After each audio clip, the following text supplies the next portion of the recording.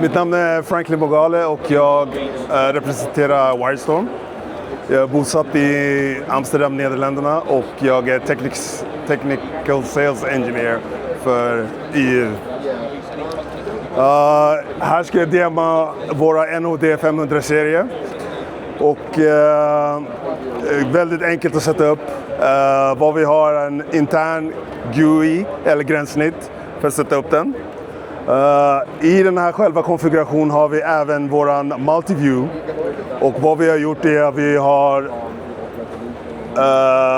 innan fasta custom layouts eller fasta layouts. Nu kan vi köra custom layouts och då kan du bara ta en sida och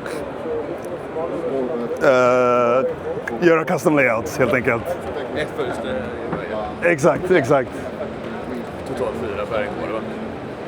Ja. Och i själva serien har vi olika SKUs eller artikelnummer. Vi har en in-wall transmitter och sedan har vi dekodrar. Själva hjärtat av systemet är vår kontroll NHD-CTL Pro. Den har 2 stycken LAN-portar, ena för AV-LAN och den andra för control. Även har den HDMI ut för display och mus och tangentbord. En annan ny artikelnummer är vår USB TRX. Och den här kan du använda för USB-överföring. Så det är ingen video, så det är en billigare pris. Och därefter har vi olika encoderar och decoderar. En till som är USB-C med 60 watt laddning.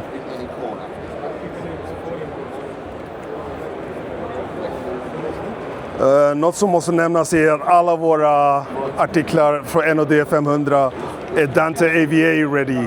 Det vill säga, ni har ett val att kunna antingen skifta till Dante eller så kör vi vår NetworkHD. Problemet med Dante är att det är 16 millisekunders latens medan vi har 3 millisekunders latens. Så har vi speciella produkter som den här som vi kör här, som en multiview. På grund av att en ström är 850 megabits per sekund så är du tvungen att först ta in den med dekodrar. Och därefter kan du göra multiview.